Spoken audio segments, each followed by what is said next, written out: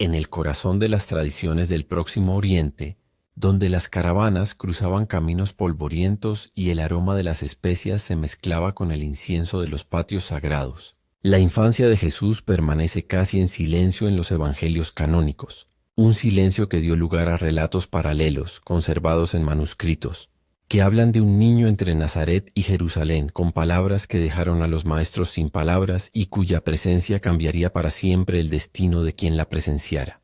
Estos textos, copiados en griego, siríaco, armenio, latín y árabe, sobrevivieron como recuerdos subterráneos de una época en la que cada gesto infantil parecía rozar lo luminoso, como en el episodio en el que el niño Jesús, al borde de un arroyo después de la lluvia, represa el agua con las manos y la convierte en un espejo viviente, modela pajaritos de arcilla y discretamente les muestra alas, una escena que pone la piel de gallina y que el canon no registró. Pero lo que heló la sangre de los escribas y de los aldeanos fueron episodios oscuros y polémicos. El niño que reprende con dureza, que se enfrenta, que parece dominar fuerzas que los adultos apenas comprenden. Y es en este contraste entre candor y poder donde se insinúa el secreto que no cabía en los 4 evangelios, se conserva en manuscritos como el Pseudo Tomás y encuentra su eco en el evangelio árabe de la infancia. Antes de entrar en más detalles, quiero pedirles que se suscriban a nuestro canal y den un me gusta. Así nos ayudan a apoyar más proyectos sociales. No les pedimos dinero, solo su suscripción. La escena inicial que se repite en los manuscritos descubiertos y refinados por investigadores en Europa Central describe a un Jesús de 5 años jugando junto al agua, comprimiendo la corriente y como si su voz llevara viento, haciendo que los charcos se vuelvan cristalinos. Y luego, delante de niños y padres, da vida a pájaros de arcilla que emprenden el vuelo bajo el cielo del norte de Galilea, dejando a todos en un estado de asombro, como si la realidad hubiera vacilado por un instante. El fragmento, conservado en la colección de la Biblioteca Alemana y asociado al ciclo Evangelio de la Infancia, refuerza que estas narraciones circulan desde hace al menos 1600 años, reflejando la reflexión del cristianismo primitivo sobre un niño cuya naturaleza oscilaba entre la vida campesina cotidiana y lo sobrenatural incontrolable, como si la santidad brotara en destellos desiguales. Pronto surgen argumentos más dramáticos, pequeños conflictos con otros niños, correcciones duras y un agudo sentido de la justicia, representaciones que los investigadores consideran responsables de mantener estos textos fuera del canon. Dada la tensión entre una imagen de ternura y actos que dejaron a los pueblos en un pesado silencio, sin palabras.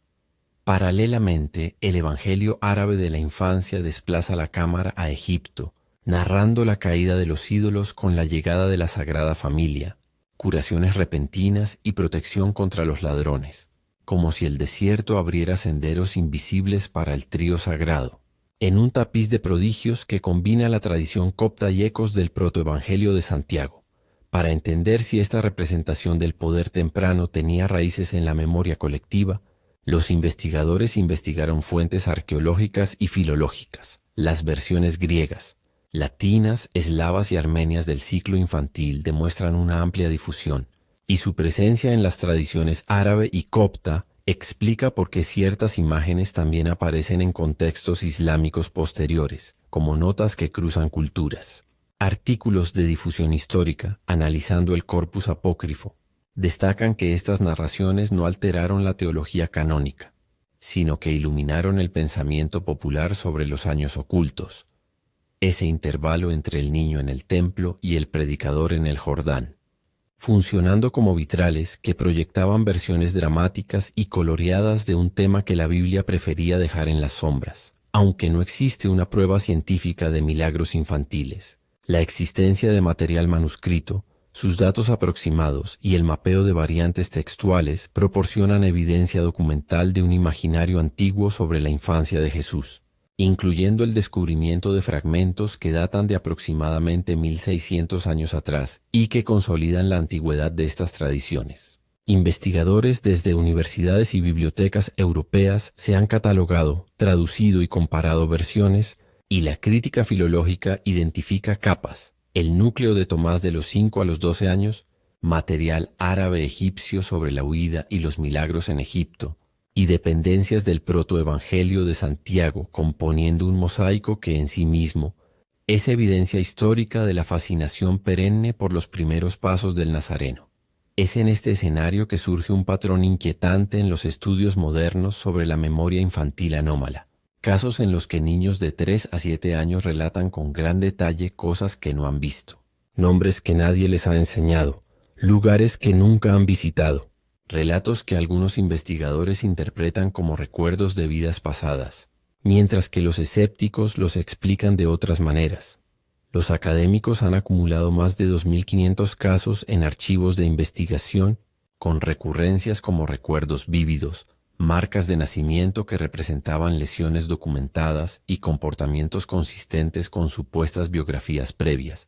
Un cuerpo de datos que, sin probar lo sobrenatural, mantiene una brasa encendida en el debate sobre la conciencia y la continuidad de la identidad. Los informes recopilados muestran que, en una muestra de cientos de niños, una fracción sustancial presenta marcas físicas relacionadas con eventos de muerte reportados, con altos porcentajes de correspondencia cuando existe documentación médica, algo que como mínimo resulta intrigante debido al nivel de detalle y la convergencia entre la narrativa y el cuerpo.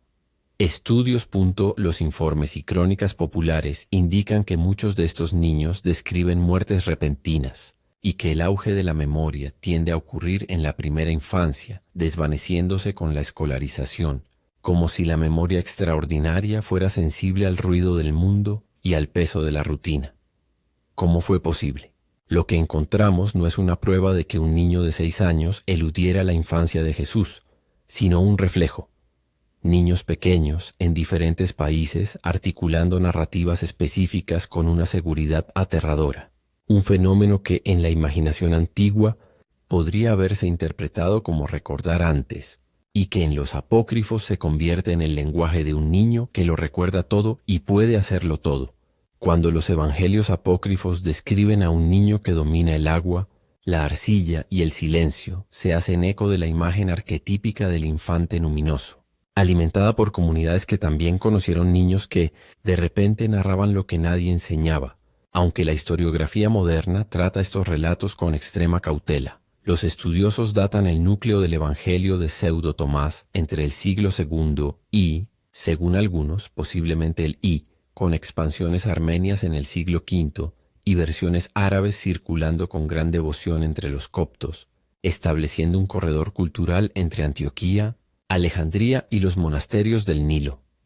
Las historias egipcias, ídolos caídos, curaciones de poseídos, huidas por senderos de ladrones, constituyen la sección central del Evangelio árabe de la infancia y dan al texto una gramática de viaje sagrado, como si cada piedra de Heliópolis tuviera memoria y cada mercado del antiguo Cairo guardara un rumor sobre el niño y sus padres. Nombres como James K. Eliot, en la tradición anglófona, catalogan la literatura apócrifa cristiana, mientras que centros como la División de Estudios Perceptuales de la Universidad de Virginia almacenan y analizan relatos de niños con recuerdos descubiertos, creando dos frentes de referencia: manuscritos antiguos y estudios contemporáneos. Materiales. El trabajo de divulgación, basado en expertos, incluye entrevistas con psiquiatras académicos que describen patrones recurrentes en estos casos infantiles y discuten hipótesis, desde lo psicolingüístico a lo paranormal, preservando el rigor en la documentación incluso frente al asombro. En el arco dramático que se extiende desde el nacimiento del Jordán hasta el delta del Nilo, el secreto no reside en un solo hecho oculto, sino en una constelación de imágenes. El niño moldeando pájaros de arcilla y dándoles vida, la caída de los ídolos egipcios en su camino, la palabra que corta como una cuchilla y sana como un bálsamo. Imágenes que la tradición ha preservado en los apócrifos y que de vez en cuando reaparecen en fragmentos de manuscritos antiguos. Estas historias la memoria viva de los vecinos, la exageración de los pueblos, el retrato teológico de un poder sin límites. Lo que parece cierto es que tras el silencio canónico, comunidades enteras sintieron la necesidad de contar cómo la infancia del Nazareno había cambiado para siempre la forma en que veían a un niño en Nazaret, en Heliópolis, en Jerusalén. No necesitaba aprender el alfabeto como nosotros, dice un maestro en un relato del ciclo. porque cuando le mostraba las letras le sonreían. Una hipérbole literaria que representa el escándalo de ver cómo el conocimiento brota sin esfuerzo, invirtiendo la pedagogía hasta el punto de desconcertar al propio maestro. Pero la revelación más impactante estaba aún por llegar. Cuando es llevado al templo, el niño discute con los médicos y su pequeña voz abre grietas en la certidumbre de los eruditos. Una escena que los canonistas preservaron, pero que los apócrifos expanden como un rayo que redibuja el horizonte con un brillo que muchos no pueden soportar afrontar.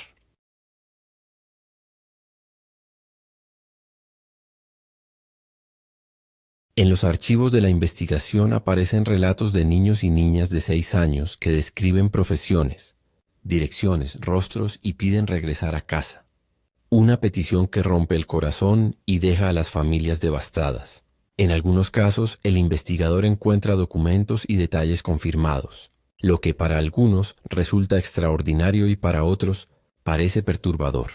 El patrón también incluye porcentajes significativos de marcas de nacimiento correspondientes a lesiones fatales reportadas, y un predominio de recuerdos de muertes violentas, como si el recuerdo del trauma fuera el que más insiste en regresar. Un hecho que, aunque controvertido, aparece repetidamente en encuestas e informes.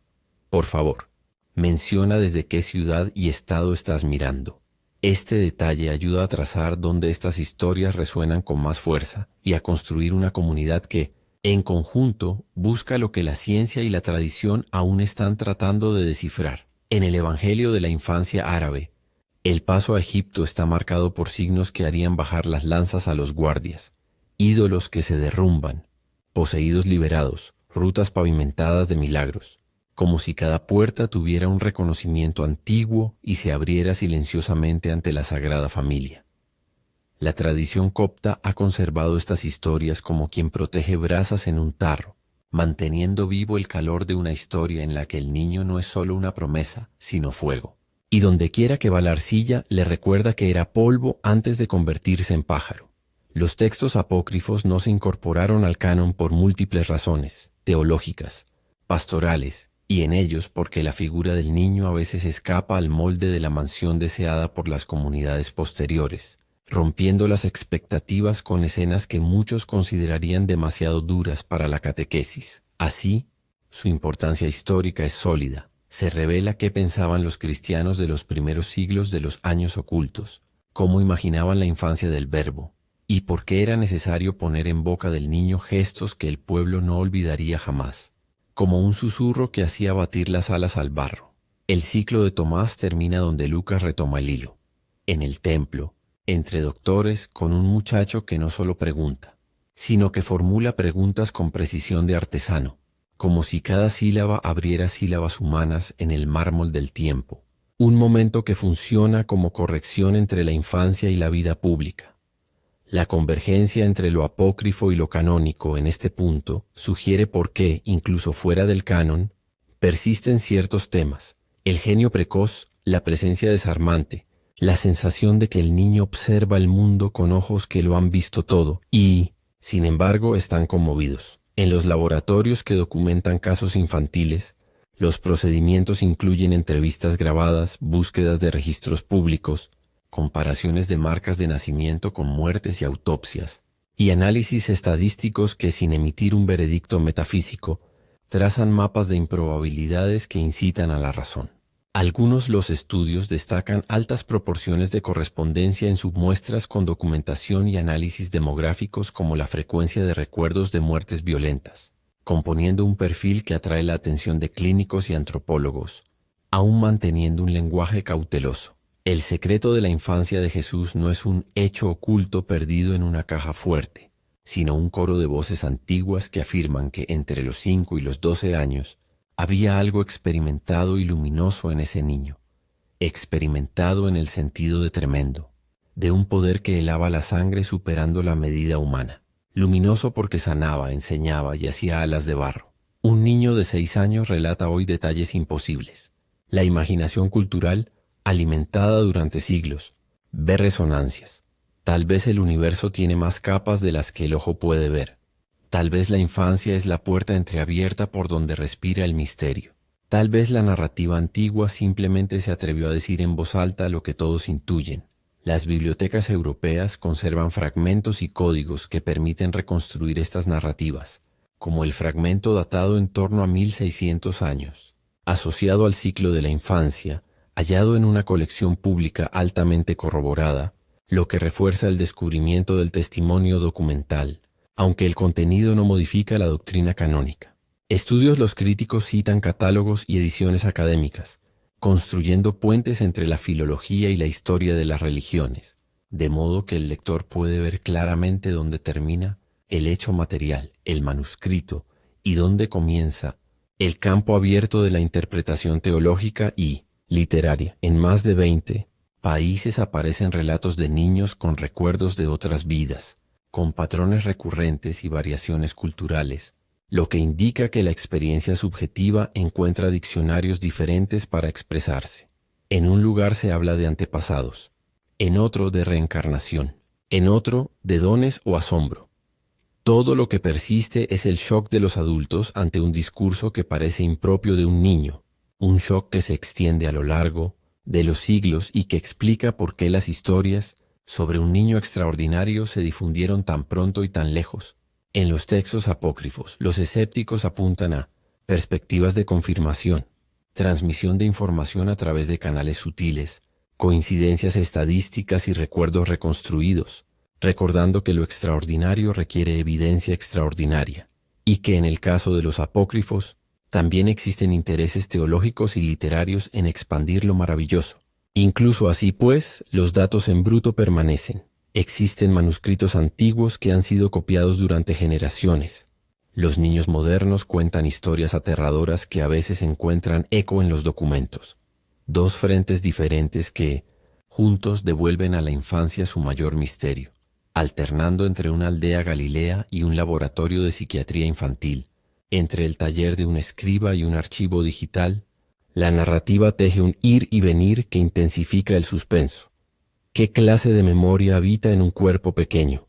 ¿Qué significa ver a un niño ordenar al agua que se aclare y que ésta obedezca? ¿Metáfora, mito teológico o memoria colectiva? El retrato del niño poderoso y controvertido en los apócrifos trata menos sobre la violación de las leyes de la naturaleza y más sobre recordar que la infancia, en su extrañeza, es un territorio donde el mundo aún no ha decidido que es imposible. Las compilaciones modernas resaltan los nombres de investigadores que, con frialdad metodológica, recogen casos, describiendo porcentajes y patrones, pero manteniendo abiertos los límites de lo que se puede concluir, preservando el misterio sin convertir la ciencia en un sermón. El campo textual, las editoriales universitarias y los catálogos críticos trazan la genealogía de los apócrifos, colocando a Pseudo Tomás y al Evangelio árabe en el mapa de la literatura cristiana primitiva y dando al lector una base firme para contemplar lo invisible. A medida que se desarrolla la narración, el niño de 6 años de hoy adquiere nuevas formas. Puede estar en un pequeño pueblo, dibujando con lápiz los detalles de una casa que nunca ha visto.